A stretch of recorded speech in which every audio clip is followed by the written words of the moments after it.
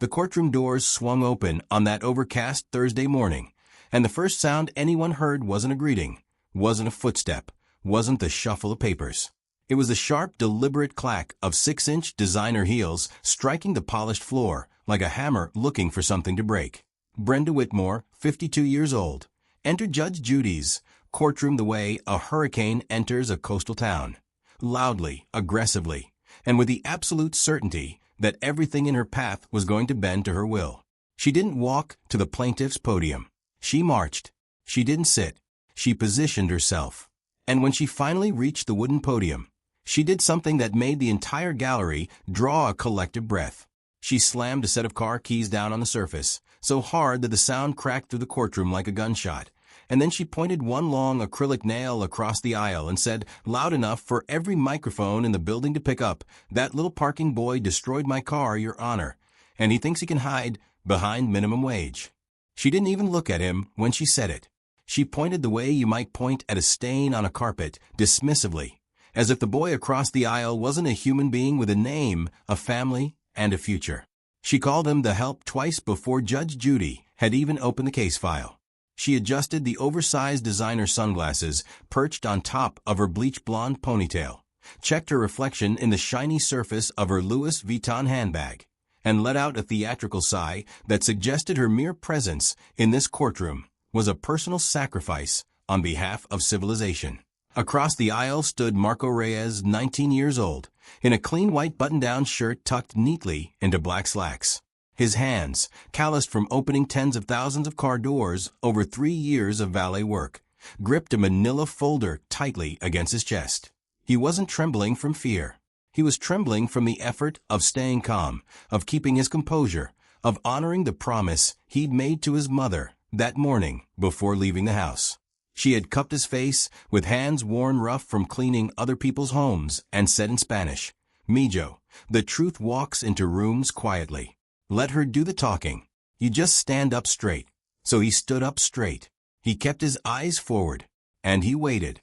In the second row of the gallery, Elena Reyes sat clutching a small wooden rosary that had belonged to her mother in Guatemala. Her lips moved in silent prayer. Her eyes never left her son.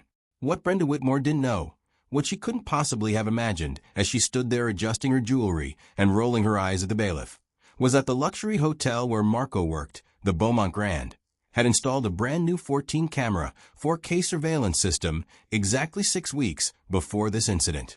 Every inch of that valet lot was covered, every angle, every timestamp, every second. And in exactly 6 minutes, that footage was not only going to destroy Brenda's lawsuit, it was going to expose a $340,000 insurance fraud scheme, trigger a federal arrest on live television, and transform a 19-year-old valet from Ohio into a national symbol of dignity under pressure. But here is what makes this case absolutely insane. Brenda Whitmore wasn't just lying about a few scratches. She had done this exact same thing to 4 other valets in 3 different states. For young men whose lives she had systematically destroyed for profit. For families she had crushed while sitting in country club dining rooms and posting fake luxury vacation photos to Instagram. For victims whose names had been forgotten by everyone except the federal investigators who had quietly been building a case against her husband's insurance company for the past 8 months. And every single one of those investigators was about to receive a video file that would end this woman's freedom forever. Before we get into what those cameras revealed, and trust me, what you are about to hear will make your jaw hit the floor, do me one quick favor. Hit that like button if you believe honest workers should never be bullied by entitled customers. Subscribe to this channel so you never miss another moment when Karen finally meets her match. And drop the name of your city in the comments below so I know exactly where in the world you are watching from tonight. I read every single one of them, and I love seeing this community grow. To understand what was about to unfold in that courtroom, you need to know exactly who was standing on each side of that aisle, because this case was never really about a Mercedes G-Wagon or a handful of scratches. It was about 2 completely different Americans colliding under the harsh fluorescent lights of a small claims court, and only one of them was going to walk out with their dignity intact. Marco Reyes was born in Dayton, Ohio, to Guatemalan immigrant parents who had crossed borders, worked 18-hour days, and buried more dreams than most people ever get to have. His father, Rafael, had been a construction worker, a quiet man who used to sing old Guatemalan folk songs while framing houses in the summer heat. When Marco was 12 years old, a scaffolding collapse on a job site took Rafael from them in a single afternoon. Elena Reyes was left with 2 children, no life insurance, no savings, and a 5th-grade education. She did the only thing she knew how to do. She started cleaning houses. She scrubbed floors, folded laundry, and swallowed her tears every night until Marco graduated high school with honors and a partial scholarship to the local community college. By the time this case reached Judge Judy's courtroom, Marco was 19 years old and working as the head valet at the Beaumont Grand, a 5-star luxury hotel that catered to executives, celebrities, and old money families passing through the region. He had personally parked over 40,000 vehicles in 3 years. 0 incidents, 0 complaints, 0 insurance claims filed against him. He had been named Employee of the Year twice in a row, an honor never before given to someone under 25 in the hotel's 90-year history. He was saving every dollar he earned for medical school, because he had decided at his father's funeral that he was going to become a doctor and serve the kind of communities that had never been able to afford one. His mother's most treasured possession was a framed Dean's List certificate hanging in a $15 frame in the hallway of their 2-bedroom apartment. She dusted it every single morning. Then there was Brenda Whitmore, 52 years old, married 3 times, currently attached to a mid-level insurance executive named Roger Whitmore, who worked at Coastal Mutual Insurance. Brenda's entire life was a carefully staged performance of wealth she did not actually possess. Her Instagram feed was a museum of borrowed luxury. Rental Lamborghinis parked in strangers' driveways, hotel lobbies she had walked through but never stayed in, restaurant tables photographed before the bill arrived. She ran a failing multi-level marketing business selling essential oils, and she was known at every restaurant, boutique, and salon in her zip code as the manager lady, the woman who couldn't get through a single transaction without demanding to speak to someone above the person in front of her. Her Yelp account had been suspended twice for filing fraudulent 1-star reviews against businesses that refused to give her free items. She had left over 200 negative reviews in 3 years, and she considered this a hobby. The night the incident allegedly occurred, Brenda had arrived at the Beaumont Grand for what she called a girls' spa weekend. Although she had come alone, she pulled into the valet lane behind 3 other vehicles and immediately began honking. She rolled down her window and shouted at the valet attendants that she didn't have time to wait like regular people. Marco, who had been trained for exactly these situations, walked calmly to her window, greeted her politely by name after checking her reservation on his tablet, and offered to expedite her vehicle personally. Brenda's response was to throw her keys at his chest. Not hand them, throw them. They struck him just below the collarbone, and she said, loud enough for the doorman to hear, "Try not to scratch it, though I doubt you know how to drive something this expensive." Marco followed every single protocol the Beaumont Grand required of its valets. He performed a full walk-around inspection of the vehicle. He took date-stamped, time-stamped, high-resolution photographs of all 4 sides of the Mercedes, including 2 existing scratches on the passenger door that Brenda had refused to acknowledge. He filled out a digital condition report on his tablet, and he handed the tablet to Brenda to sign. She signed it without reading a single line, still muttering under her breath about how long everything was taking. Marco then drove the car at 4 miles per hour into the parking structure, parked it in the reserved luxury section, walked around it one more time, took 3 additional photos on his personal phone as a backup, and locked the vehicle. He did his job the way he had done it 40,000 times before. Perfectly. Judge Judy opened the case file with the calm, measured precision of a woman who had already read every page twice and was now simply waiting to see how deep the plaintiff would dig her own grave. She looked up over her reading glasses, folded her hands, and said in that unmistakable tone, "Mrs. Whitmore, this is your case. State it." What followed was less of a legal argument and more of a one-woman theatrical performance auditioning for a Lifetime movie that no one had asked to see. Brenda drew in a deep, dramatic breath, pressed one hand to her chest as if preparing to sing the national anthem, and launched into her version of events. She claimed Marco had peeled out of the valet stand like he was in some Fast and Furious movie. She claimed she had heard a horrible scraping sound from her hotel room on the 12th floor of the Beaumont Grand, a detail so physically impossible that even the bailiff briefly turned his head to hide his reaction. She claimed there were 4 deep gouges down the entire driver's side of her Mercedes, a dented rear bumper, and what she called, with great gravity, damage to the undercarriage that only a professional can detect. She demanded $8,400 for the repairs. She demanded an additional $2,000 for what she described as severe emotional distress that has affected my ability to sleep, eat, and enjoy my normal spa routines. And she demanded $500 for the Uber I had to take home because I couldn't bear to drive my damaged vehicle. Judge Judy did not react. She simply asked, in the same measured tone, "Ma'am, do you have a repair estimate from a licensed body shop?" Brenda smiled the smile of a woman who thought she had prepared for everything, reached into her Louis Vuitton bag, and produced a single sheet of plain white printer paper. It had no letterhead, no business license number, no mechanic's certification, no signature, just a handwritten list of damages and a bottom-line figure written in blue ballpoint pen. Judge Judy took the paper between 2 fingers, held it up to the light, and asked without changing her expression, "Who wrote this?" Brenda, without a moment of hesitation, said proudly, "My cousin. He knows cars." The audible groan that swept through the audience was so loud that the audio engineer had to briefly lower the gallery microphones. Gerald Pemberton, Brenda's attorney, a bargain basement personal injury lawyer whose face was plastered on bus benches across town beneath the slogan slip, "Fall, call Gerald," pressed his palms into his eye sockets, and let out the long, quiet sigh of a man watching his fee vanish in real time. He had already told her 3 times before the hearing to accept the hotel's offer to settle. She had refused. He had told her twice more not to speak unless he prompted her. She was ignoring him now with the same practiced ease she had ignored every person who had ever tried to give her good advice. Brenda doubled down. She turned to face Judge Judy fully, planted both hands on the podium, and said, "Your Honor, I don't need some fancy shop to tell me my car is destroyed. I have eyes."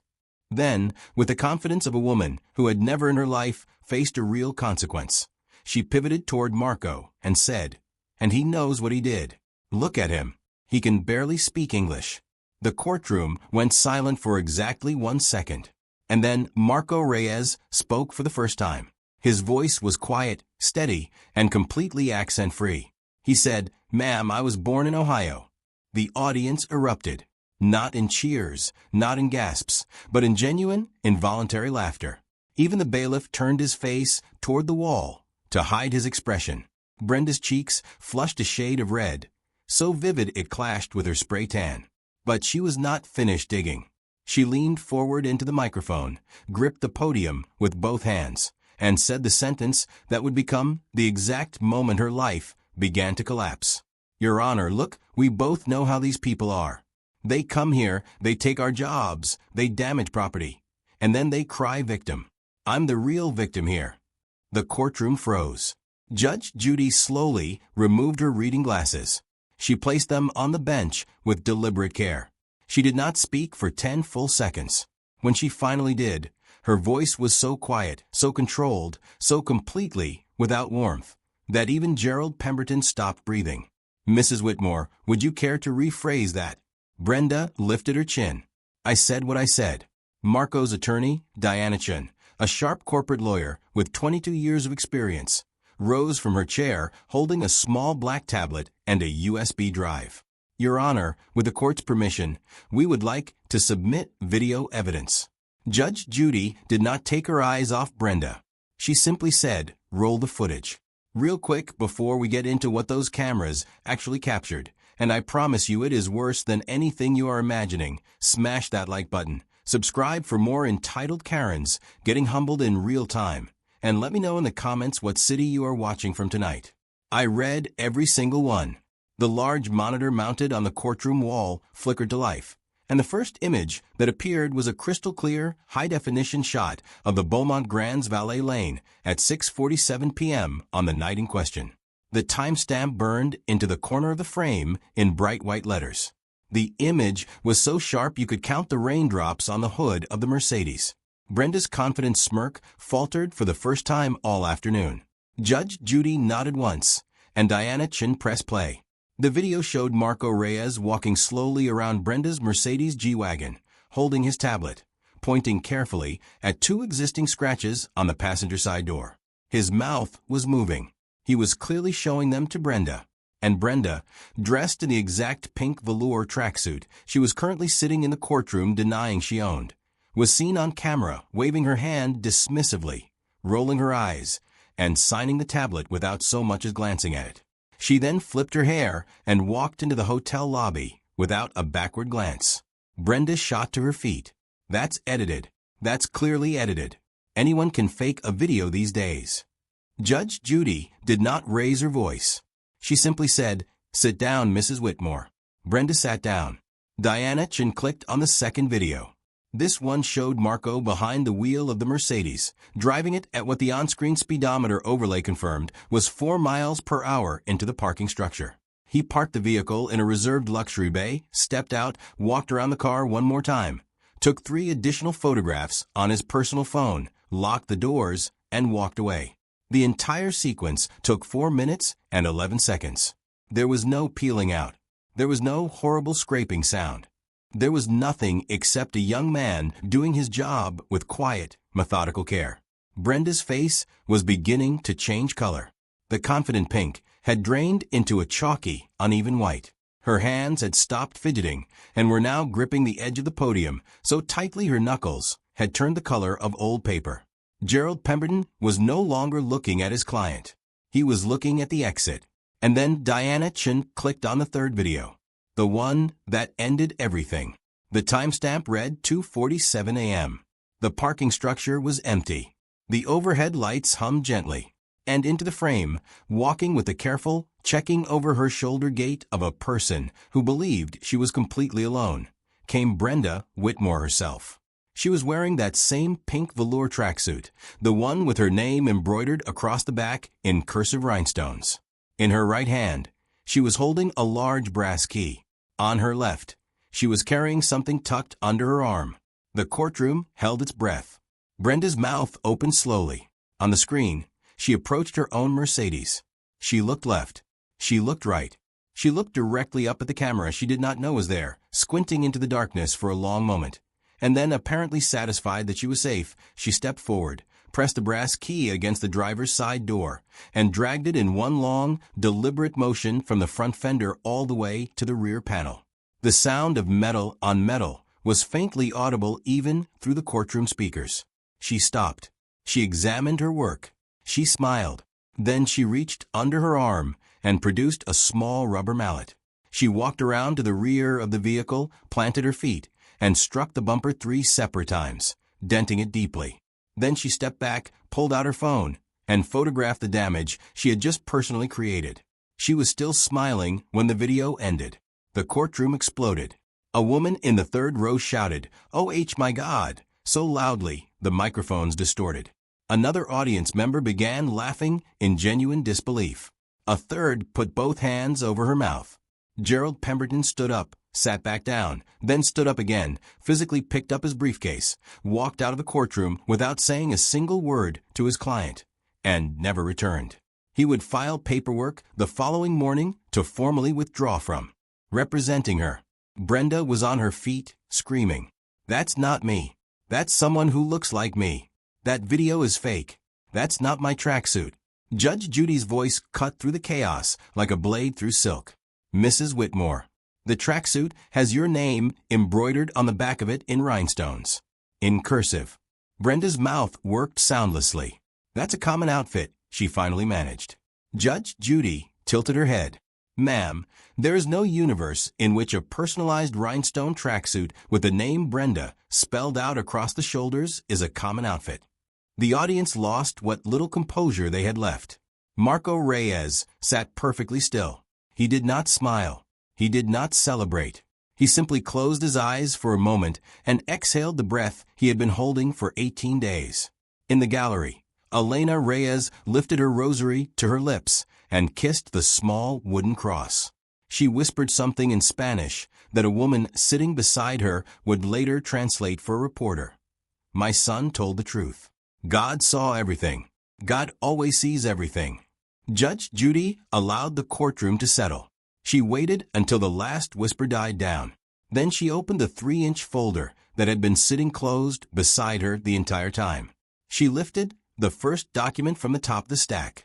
She looked directly at Brenda Whitmore, and her voice dropped to a register so low, so calm, so absolutely lethal, that every person in the room instinctively leaned forward. Mrs. Whitmore, she said, would you like to tell this court about Phoenix? Brenda Whitmore went completely white.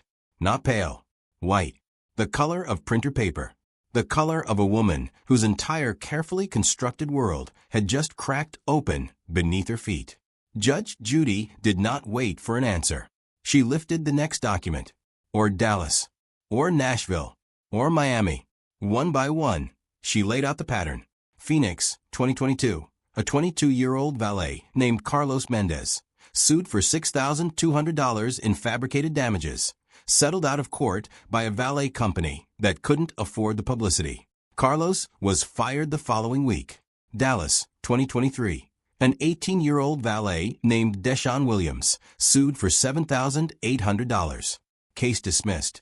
But Deshaun was let go anyway because the hotel was tired of the headache.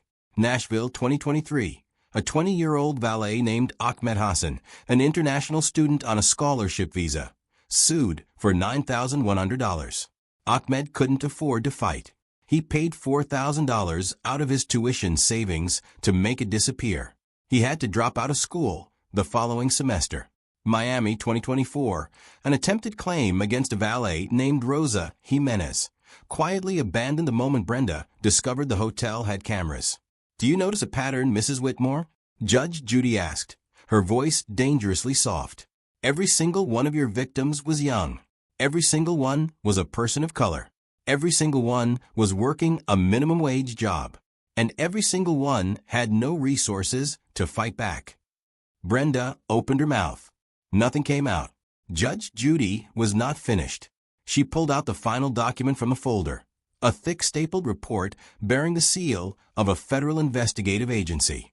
Your husband, Roger Whitmore, has been quietly approving every one of these fraudulent claims through Coastal Mutual Insurance.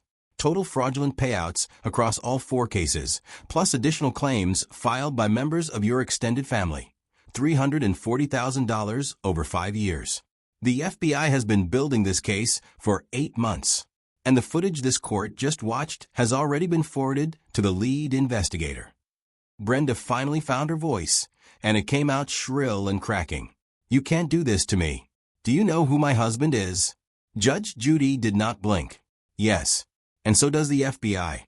They have been watching him since March. At that exact moment, the back doors of the courtroom opened. 2 federal agents in dark suits stepped inside. They had been waiting in the hallway since the hearing began. They walked calmly down the center aisle.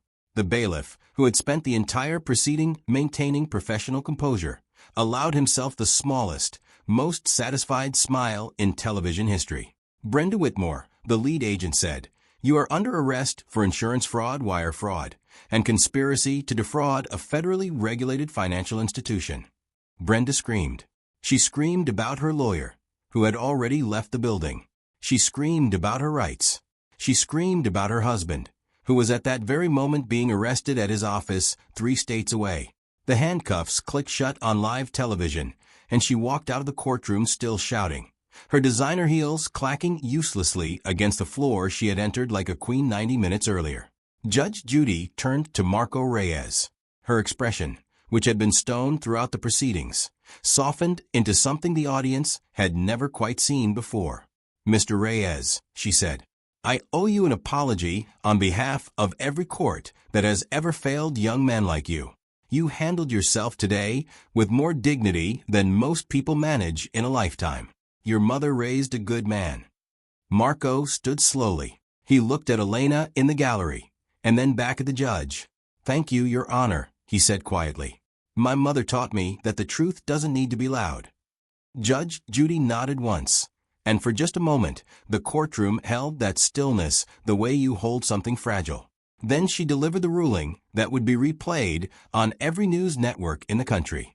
Case dismissed with prejudice. $10,000 in damages awarded to Marco for defamation and emotional distress.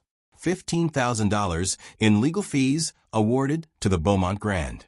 Formal referrals issued to the FBI, the IRS, the State Attorney General, and the Bar Association.